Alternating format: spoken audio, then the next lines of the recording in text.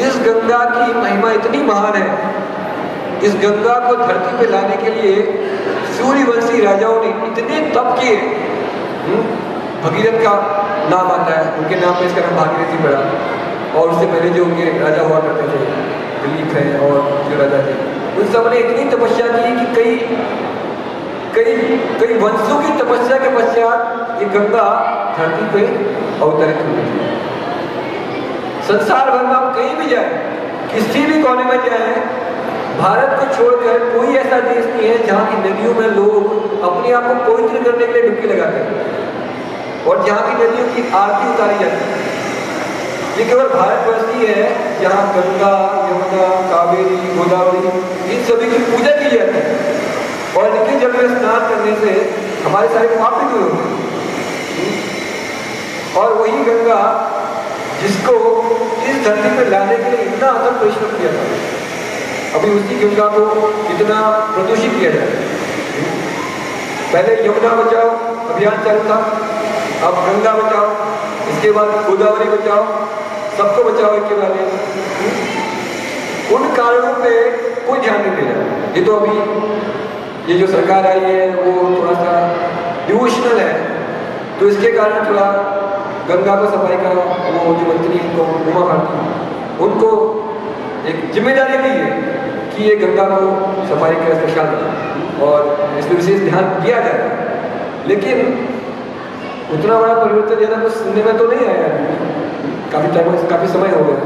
तो ये गंगा जिसको हम माँ कहते हैं और ये जन्म इतने युगों युगों से बह रही है इस भारतवर्ष में और लाखों करोड़ों लोगों को शुद्ध कर रही है, ऐसी गंगा को भी हम भूल चुके हैं और सारा कचरा सारी जिंदगी गंगा में डाला जाता है। तो इस प्रकार से हम जब गंगा के प्रदूषण को दूर करने के लिए हम कार्य करेंगे तो एक प्रकार से अपनी नजदीकियां गंगा माता के द्वारा। गंगा माता इतनी पवित्र क्यों है? उसका एकमात्र कारण है कि गंगा माता जो है वो भगवान के चरण कमलों से निकलती है। देखिए, अब गंगा माता भी अगर इतनी पवित्र हुई क्योंकि वो भगवान के स्पर्श में थी, चरणों का स्पर्श किया हुआ है, भगवान के कनेक्शन में थी, तो भगवान के संग में रहने से गंगा माता को भी इतनी शक्ति मिल गई है कि वो सारे लोगों के पापों को दूर करने की क्षमता अपने में रखती है।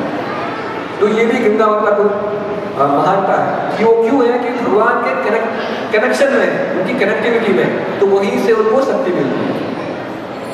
और उसी प्रकार से हम देख सकते हैं हमारे मन में भी इतने प्रकार के प्रदूषण।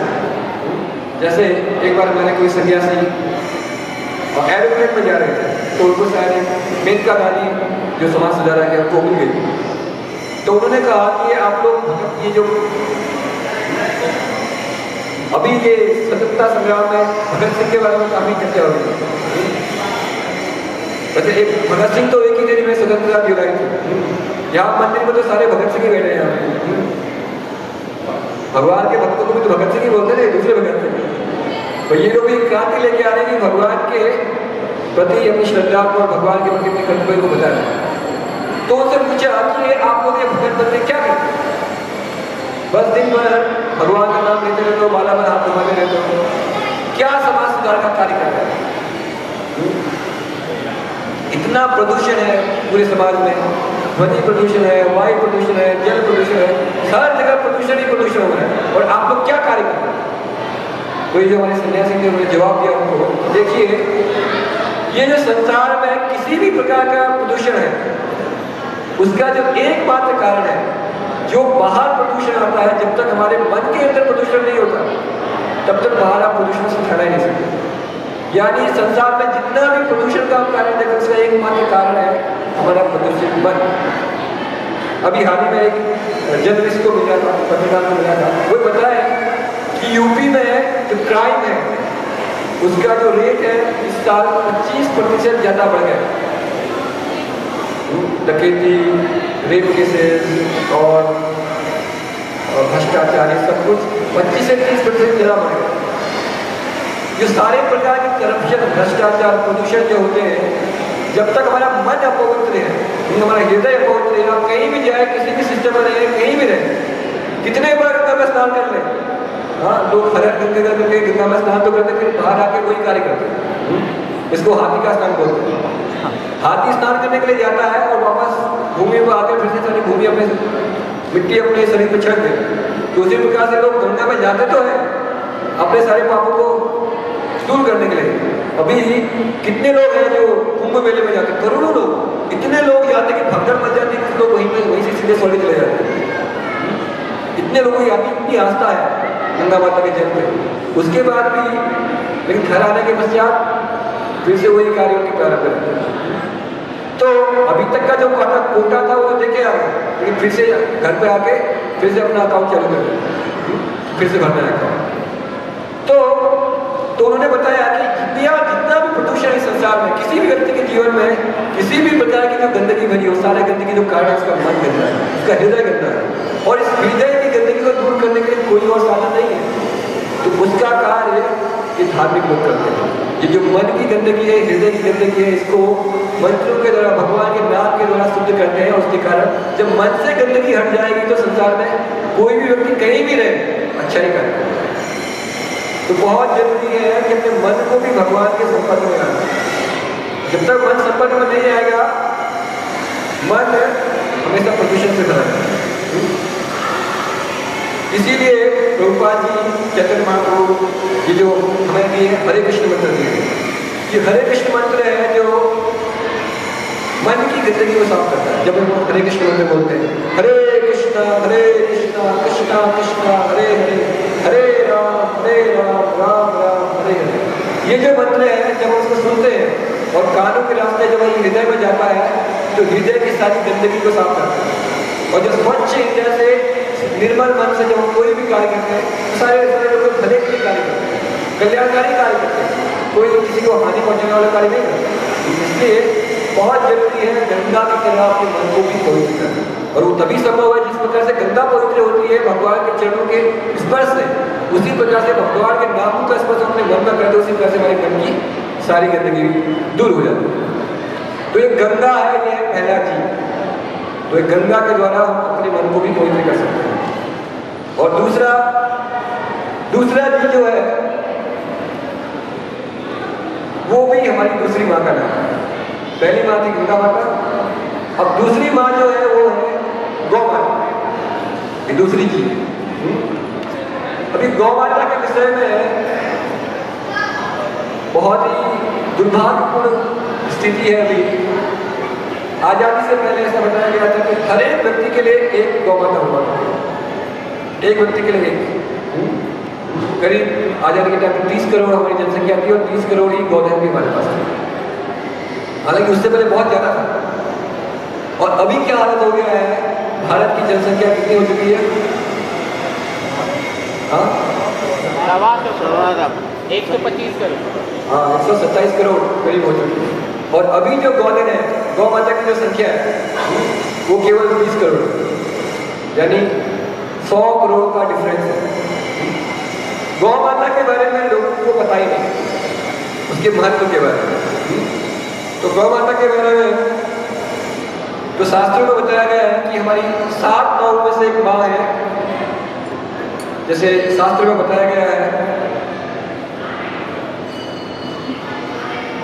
कि जैसे अगर आपको ऑप्शन दिया जाए, विकल्प दिया जाए कि आपको किसके साथ रहना है, आपको गाय के साथ रहना है, भैंस के साथ रहना है या बकरी के साथ रहना है, तो क्या पसंद करेंगे आप? कितने लोग बकरी के साथ रहना पसंद करेंगे? कोई नहीं। कितने लोग भैंस के साथ रहना पसंद करेंगे? और गौ माता के साथ सब लोग? चलिए ठीक है, गौ माता की खाली जय बोलने से नहीं होगा, करना क्या है वो भी आगे सुनिए। जय कहने वाले बहुत जोर से जयकार लगाते हैं। तो अभी देखिए, अभी भैंस किसका वाहन है? यमराज जी का। तो भैंस के नजदीक में जाएंगे तो यमराज जी के भी नजदीक में जाएंगे। भैंस के बारे में बताया कि भैंस के आगे बीन बजाने से भी कुछ नहीं होता। और बकरी के साथ क्या समस्या है? बकरी ऐसा पशु है कि जिसको आप अगर किसी भी स्थान पर छोड़ दें उस स्थान को बंजर कर देते। एक भी पत्ती, एक भी घास का तिनका तक नहीं छोड़ते। अभी साउथ इंडिया में बहुत सारे स्थान बंजर हो चुके हैं। बाद में जब साइंटिस्ट ने रिसर्च की तो पता चला कि यहाँ भेड़ बकरी की संख्या इतनी बढ़ गई है कि जहाँ जाते हैं सब फसल को पूरी तरह से जड़ समेत खा जाते हैं, कुछ नहीं छोड़ते, चढ़ जाते हैं, कुछ भी दे दो बकरी को खा जाते हैं। तो वो बकरी का समस्या है। और गौ माता के बारे में बताया गया है कि भगवान जब गाय के बारे में आप चर्चा करते हैं तो किसकी याद आती है? कौन से भगवान की याद आती है? गोपाल गोविंद भगवान कृष्ण के साथ ही। भगवान कृष्ण के पास कितनी गाय थी पता आपको? हाँ, कितनी गाय थी भगवान कृष्ण जब आए थे? जनरल नॉलेज का क्वेश्चन नहीं है। 9 लाख गाय थी उनके पास, 9 लाख। आपके पास कितनी है? आप में से कितनों के पास गाय है? आप क्या करिए? 1 2 3 4 5 ही लोग हैं इनके पास गाय। हाँ, अभी देखिए गाय के साथ क्या होता है। देखिए आप अगर आप भैंस का दूध पिएंगे या अपने बच्चों को भैंस का दूध पिलाएंगे, भैंस के आगे बीन बजाने से कुछ होता नहीं है। आपका बच्चा जब अगर भैंस का दूध पिएगा तो उसके आगे बीन बजाने से कुछ होगा? फिर आप कंप्लेन करते हैं कि मेरा बच्चा कहना नहीं मानता। और बकरी का दिमाग तो फिर कुछ भी इसको दे दो खाली सब खत्म कर देता है। अब बकरी का दूध पिलाएगा तो बच्चा भी खत्म कर देगा। आजकल लोग माता पिता आते हैं हमारे पास, बोलते हैं मेरा बच्चा तो मुझे भूल ही गया, विदेश गया, वहीं सेटल हो गया, हमको यहाँ छोड़ गया। या दूसरी जगह पे जाता है, जब से पत्नी घर में आई माँ बाप को भूल ही गए। ये वृद्धाश्रम खोल के रखी अभी भारतवर्ष में। माता पिता आजकल के बच्चों पे बोझ हो गए, माता पिता की सेवा नहीं करना चाहते, भूल गए। क्यों? उसका भी कारण है। पहली बात हमने गाय का दूध पिलाया। अभी देखिए गाय के बछड़े में और भैंस के बछड़े में क्या अंतर होता है? भैंस के बछड़े को नहीं, गाय के बछड़े को अगर आप हजारों गायों में भी छोड़ दो तो फिर भी वो दौड़ता हुआ जाएगा और अपनी माँ के पास पहुंचता है, अपनी माँ से दूध पीता है। किसी को दौड़ता हुआ जाएगा, बोलता है उसकी माँ कौन है, कभी भूलता नहीं। और भैंस के बच्चे को आप छोड़ दो, 100 जगह लात खाएगा, उसके बाद भी गिरता पड़ता अगर पहुंच गया तो उसका सौभाग्य। तो अगर हम ऐसा ही अगर अपने बच्चों को भी अब माँ का दूध तो बहुत कम लोगों को नसीब होता है, फिर भैंसी का दूध, अब तो भैंसी हो ही नहीं जाता। फिर लोगों को लगता है कि जर्सी है और इसके लिए अलग अलग प्रकार की गाय होती है। वो गाय नहीं है, वो मौसी है, माँ जैसी है, माँ नहीं है। माँ केवल गौ माता है, वो देसी गाय। इससे बहुत बड़ी रिसर्च हुई है कि जो देसी गाय का जो दूध है वो सर्वोत्तम है बच्चे के लिए। तो जो जर्सी है ये कौन है? ये मौसी है, माँ जैसी है, माँ नहीं है। और भैंस कौन है? वो चाचू है। तो अगर आपको प्रेम कहाँ से मिलेगा? माँ से ही मिलेगा, मौसी से जरूरी नहीं, चाची से भी जरूरी नहीं, लेकिन माँ से पक्का है कि माँ से बच्चे को प्रेम बहुत है। अभी देखिए माँ गाय अपने बच्चे को कितना प्यार करती है।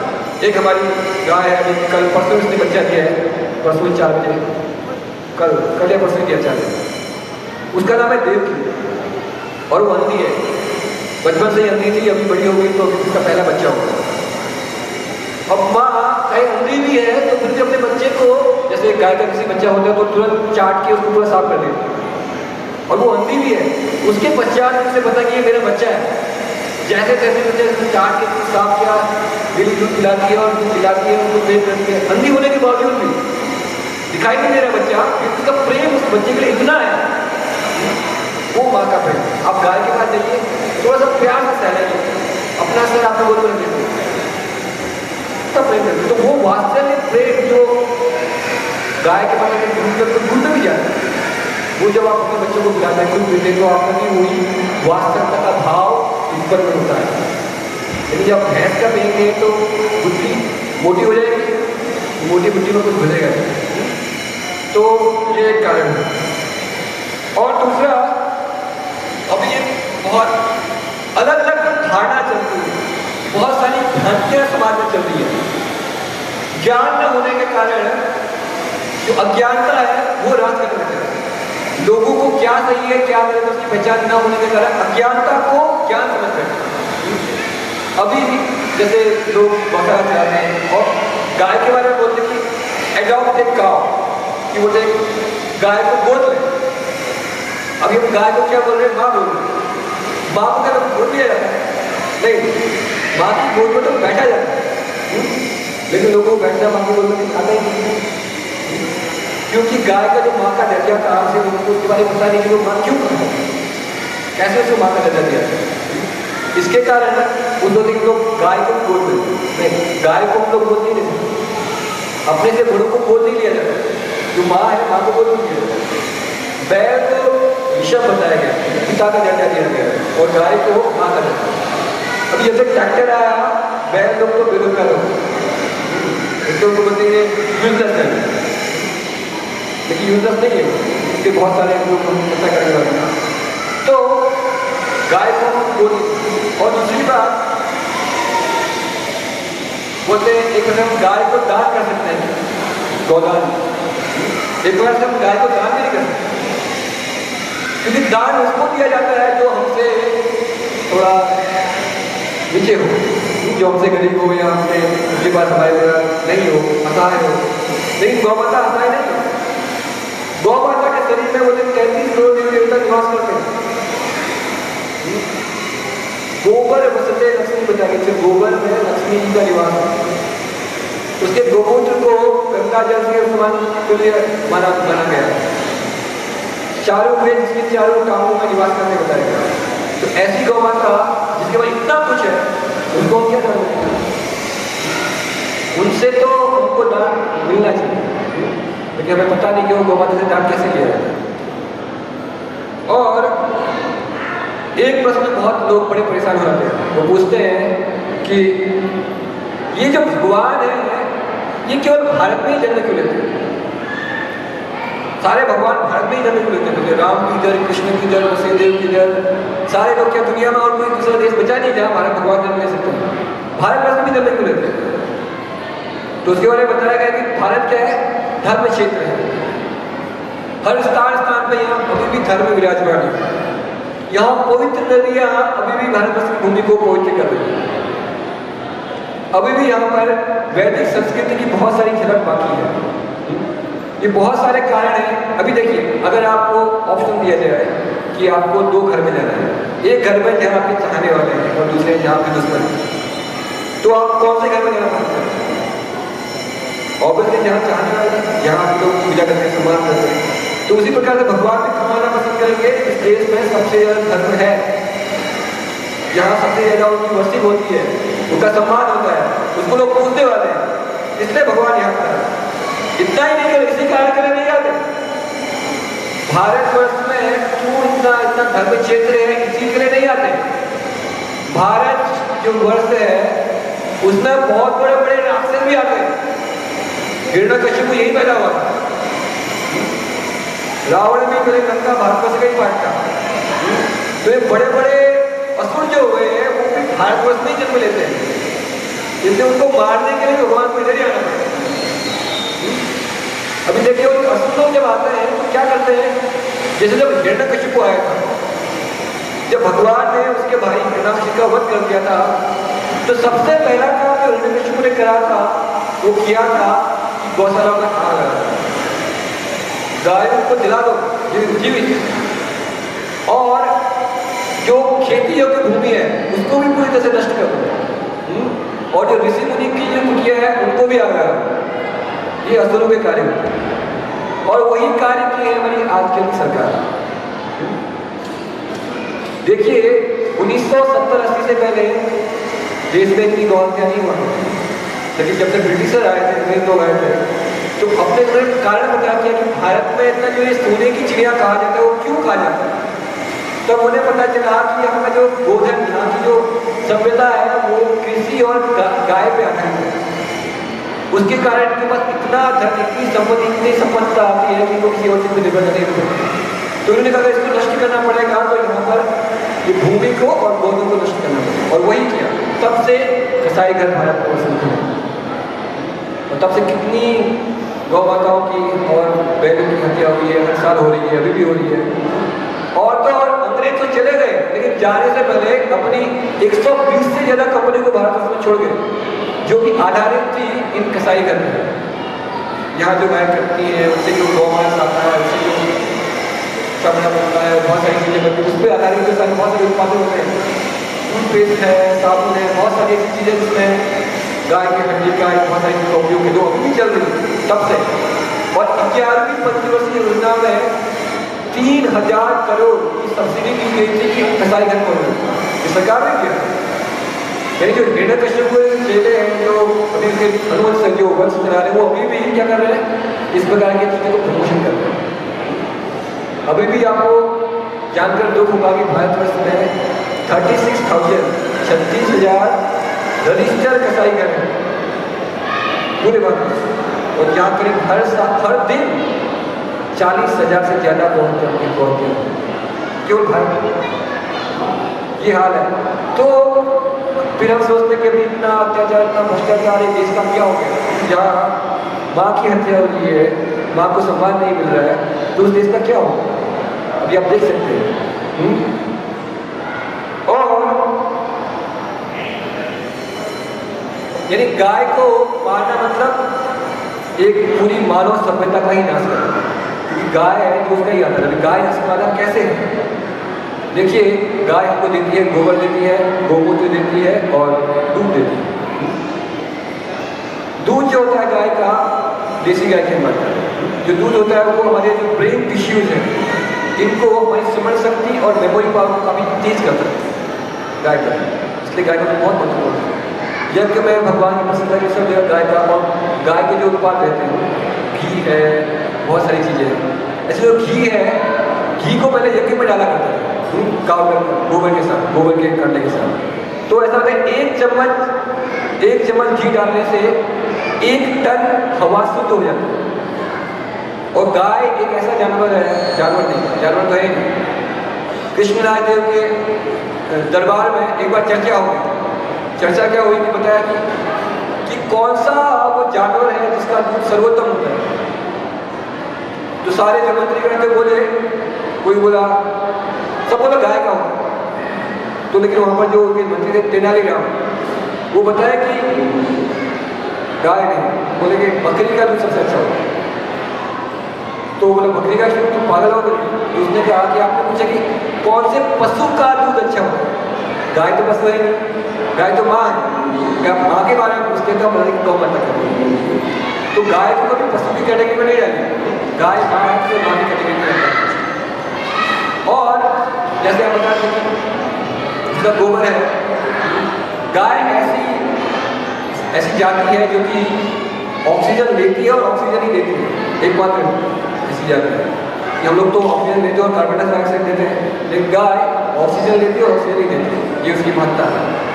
और जैसे गोमूत्र है, गोबर पे तो बहुत सारा विज्ञान चल रहा है।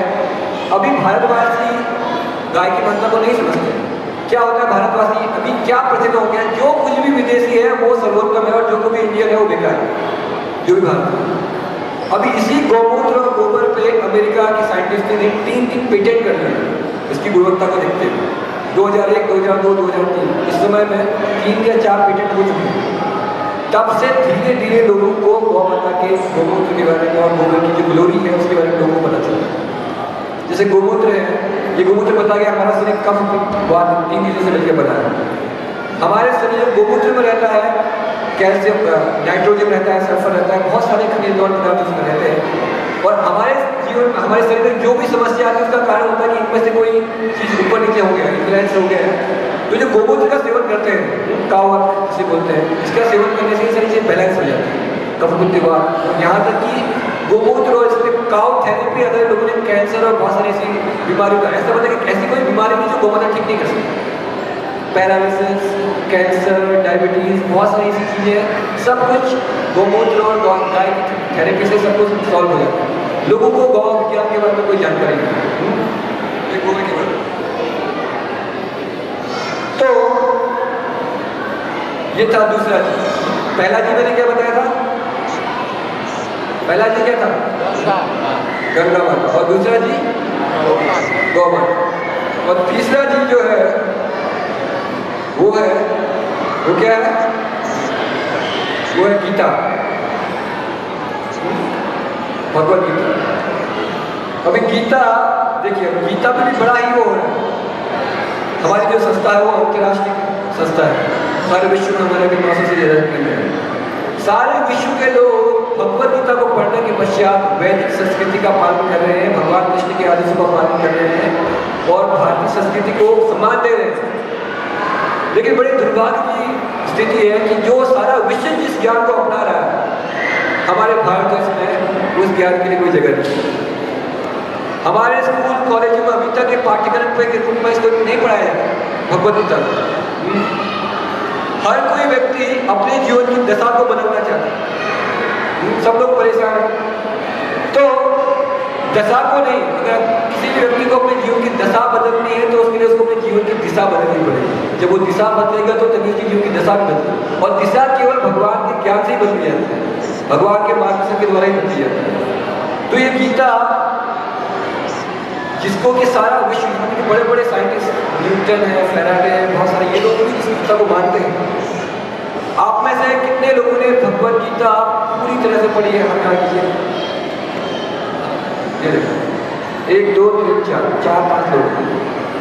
बाकी लोग हाइपर्स में नहीं रहते क्या? आप लोग कोई दूसरी कंट्री से आए? मतलब प्रभु जी कंटिन्यूटी में नहीं पढ़ी है। अभी देखिए गीता, अभी लोग बोलते हैं कि हमारा भगवान पे विश्वास थोड़ा कम हो रहा है, या हमारे बच्चे भगवान को नहीं मानते, न्यू जनरेशन भगवान को नहीं मानते। क्यों? क्योंकि न तो आपने भगवत गीता पढ़ी है, ना आपके बच्चे ने भगवत गीता पढ़ी। और जिसका तो पढ़ा नहीं है, जिसका ज्ञान पता ही नहीं है, जिसका विज्ञान पता ही नहीं, तो हम कैसे लोगों को समझा सकते हैं गीता पर विश्वास करो? लोग गीता का अपना अपना सार, जैसे वो गीता सार के लोग बोलते हैं, जो हो रहा है अच्छा हो रहा है, जो हुआ अच्छा हुआ, जो होगा अच्छा होगा। भगवत गीता में एक भी श्लोक ऐसा नहीं है जो इसके बारे में बात करता है।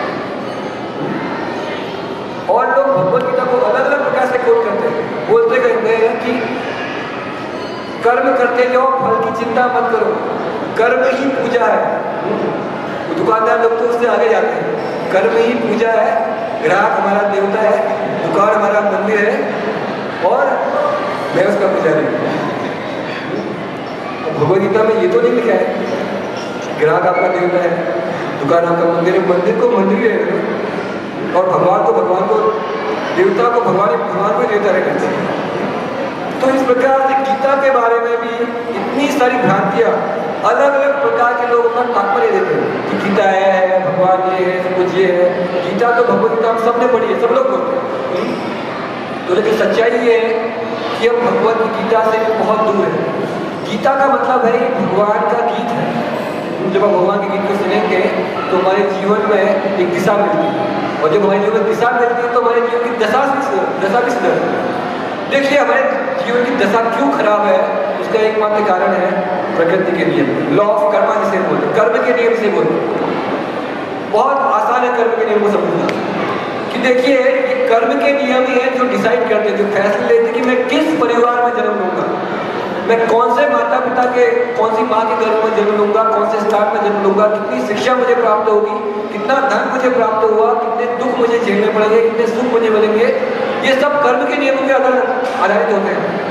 वरना अगर हमारे हाथ में होता तो हम लोग तो भगवान से कहते भगवान बिल गेट्स से नीचे किसी के घर में पैदा नहीं करना, कि जीवन से सारी समस्याएं चली जाए। यहाँ तक कि जो हमारा शरीर मिलता है ये भी हमारे कर्मों का ही होता है।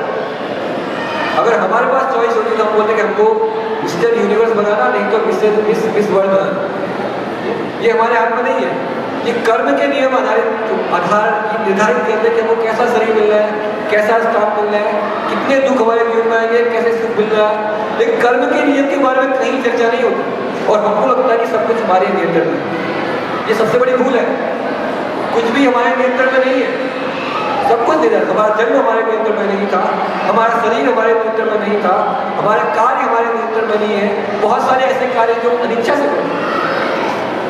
तो ये सब है कि कर्म के नियमों का सही सही ज्ञान हमें नहीं है।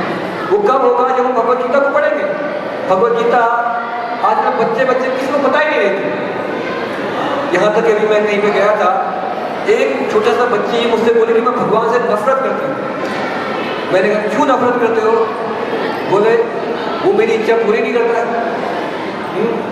और स्कूल में, कॉलेज में, एजुकेशन में कहीं भी भगवान, भगवत गीता इसका दूर दूर तक नाम निशान नहीं है।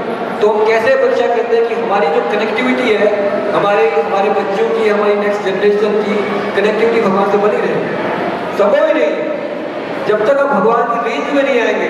भगवत गीता पढ़ते हैं, एक श्लोक जब हम पढ़ते हैं तो भगवत गीता की रेंज में आप आते हैं, आपके सिग्नल भगवान से मिलने लगते हैं। तब भगवान बोलते हैं कर्म करते हैं जब फल की चिंता मत कर, इतना ही नहीं कहते। फिर भगवान बोलते हैं कि कर्म कैसा करना है उसके बारे में बताते हैं। फल तुम्हारे हाथ में नहीं, फल देने वाला मैं ही हूँ, लेकिन कर्म कैसा करना है पहले पता तो होना चाहिए। एक कर्म होता है, सकर्म होता है, विकर्म होता है, अलग अलग के कर्म होते हैं। अभी मैक्सिमम लोग अज्ञानता के कारण विकर्म कर रहे हैं। विकर्म मतलब भगवान के नियमों के विरुद्ध कार्य कर रहे हैं। जब भगवान के नियमों के विरुद्ध कार्य करें तो कहाँ से जीवन में शांति आएगी? कहाँ से शांति नहीं, फिर क्रांति आएगी। और फिर घर घर की कहानी में वही क्रांति लिखी जाएगी।